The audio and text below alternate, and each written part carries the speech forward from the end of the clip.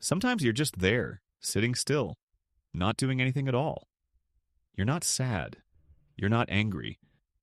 Nothing seems clearly wrong on the surface, and yet something doesn't feel right. There's a quiet emptiness, a sense of being off that's hard to put into words. You reach for your phone, but it doesn't change anything. You put on music, still the same. You watch a few uplifting videos, hoping something will shift, but nothing does. Then a familiar thought appears. Why can't I feel okay, even when there's no obvious reason not to? Here's what most people are never told. Your brain can move into a better state in just a few seconds, without fixing your life, without positive thinking, and without forcing motivation. In this video, you'll learn 3 simple mechanisms that can alter how your brain responds almost immediately. But pay close attention. The third one is the most important. If you miss it, you miss the part that changes how your brain reacts to pressure from this point forward. 2 people move through the exact same bad day. The traffic is the same. The pressure is the same. The same unfinished problems are waiting for them at home. Nothing about the situation is different. Nothing about the day changes. By the evening, one of them feels worn down, irritated, mentally drained, completely spent. The other person doesn't feel good either. But the day doesn't consume them, it doesn't spiral. It doesn't keep dragging them lower and lower. The difference isn't personality. It isn't positivity. And it isn't strength as most people define it. The difference shows up early, within the first few seconds after pressure appears. One brain reacts and continues reacting. The other reacts, then stops. Not because one person is stronger, not because one person is happier, but because one person doesn't allow the reaction to keep moving forward. They interrupt it before it spreads. This isn't about feeling better, it's about stopping the slide early, and that is what control actually looks like. This is the point most people get wrong. Your brain was never built to keep you calm. It wasn't designed to make you happy either. Its primary job is to react first. It constantly scans for change. It looks for a potential threat. And it responds before you have time to think it through. That isn't a defect in the system. That's exactly how it's meant to function. The issue isn't the reaction itself. The issue is what follows. When you don't know how to interrupt that initial response, it doesn't stop on its own. One reaction feeds the next. A small trigger grows into a full spiral, and at some point, you're no longer making choices. You're being carried forward by momentum. This is where control actually starts, not by trying to feel better, not through calming thoughts or reassurance. Control begins the moment you can stop the reaction before it takes over. If you can't pause the reaction, you're not in control. You're simply reacting. The first place to interrupt the process is physical, not mental, not emotional. Your brain doesn't just send instructions to your body, it continuously reads signals from it to decide what happens next. And your face is one of the clearest signals it pays attention to. Right now, do this gently. Slightly raise your eyebrows. Release the tension in your jaw.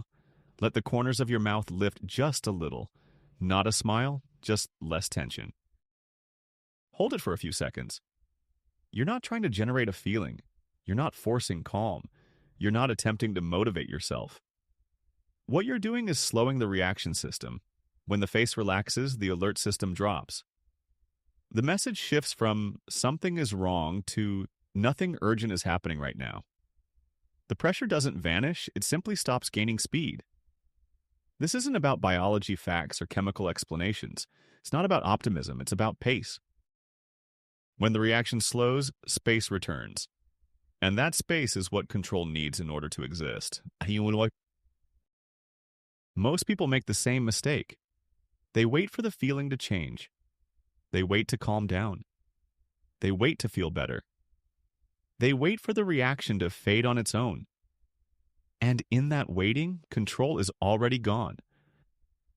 People who have control don't wait for emotions to shift. They change the signal first. They don't move with the reaction, they cut it off. That's the difference. When pressure arrives, your mind doesn't slow, it accelerates. Thoughts pile up, scenarios branch out, and before you realize it, you're no longer watching what's happening. You're caught inside it. At that stage, telling yourself to calm down doesn't work because you're already fused with the reaction. The interruption here is straightforward. You name what's happening, not to analyze it, not to fix it, just to label it. This is stress. This is tension. This is irritation. The moment you do that, something shifts. You're no longer the reaction itself. You're the one observing it. As soon as you name it, you step out of it. The pressure doesn't disappear. The problem isn't solved, but space is created. And that distance is what loosens the reaction's grip. Each of these steps works on its own to slow things down. But when you combine them, they create something stronger. One signal slows the body. One sentence pulls you out of the state. Your face relaxes, your jaw loosens, and at the same time, you name what's happening. Not to fix it, not to calm yourself, just to step out of it. This combination matters because it operates on two levels at once. The body stops accelerating. The mind stops blending into the reaction. You're no longer pushed forward by momentum. You're no longer trapped inside the pressure. You're standing beside it. This isn't calm. Calm is a feeling. This is control. Control is the ability to slow what's unfolding while separating yourself from it at the same time. And once that happens, the reaction no longer chooses the next move. You do. This is the part of brain function most people misunderstand. Many assume motivation comes first. They wait to feel ready. They wait to feel better. They wait until starting feels easier.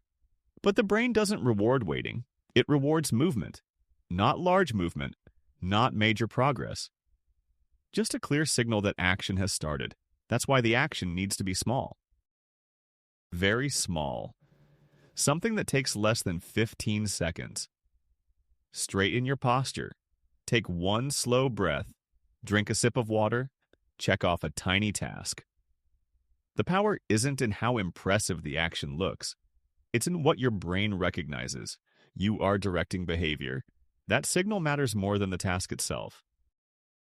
Because the brain doesn't reward outcomes first. It rewards authority. The moment you act, even in a minimal way, your brain detects control. And control creates momentum. Not excitement, not happiness. Momentum. Once momentum begins, motivation follows naturally. Not because you felt better, but because you stepped into the lead. When a difficult moment shows up, nothing dramatic is required. You don't fix the day. You don't solve the problem. You don't try to force things into a positive direction. You move through the same 3 steps in the same sequence. First, you soften the face. You slow the body's physical reaction. Second, you name what's happening. You step out of the state instead of remaining inside it. Third, you take one small action. Something simple that confirms you're still directing behavior. None of these steps remove pressure. They don't make the situation disappear. They don't turn the day into a good one. That isn't the goal. The goal is that the moment stops sliding. It doesn't spill into the next hour. It doesn't pull the rest of the day down with it. You're not fixing the day. You're stopping it from going further. This is how people with control survive pressure. They don't overpower it. They don't run from it. They interrupt it early enough that it never fully takes over. Most people go through life waiting for the right state to show up. They wait to feel better. They wait to feel lighter. They wait for the moment when everything finally clicks. But states aren't given to you. They aren't rewards. And they don't arrive when life becomes perfect. A state shifts the instant blind reaction comes to a stop. Nothing outside of you has to change first. The situation can remain the same. The pressure can still be present. What changes is where you stand inside it. When you stop reacting automatically, the chain is broken. You stop being carried forward by momentum you never chose. That interruption isn't emotional relief, it's authority. You're not missing anything. You were never lacking motivation, strength, or discipline. What was missing was the ability to stop at the right moment, and now you have it. That pause isn't weakness. It's the point where control returns. Strength isn't found in how you feel. It's found in the moment you refuse to be pulled any further. That pause matters, because once you're no longer being dragged, you can choose again. That is control. That is let's roll. If this helped you see control more clearly, leave a like so others can find it. If this felt familiar, drop a comment. One sentence is enough. And if you want more content like this, steady, grounded, and real, subscribe. No rush. No pressure. Just clarity. One step at a time.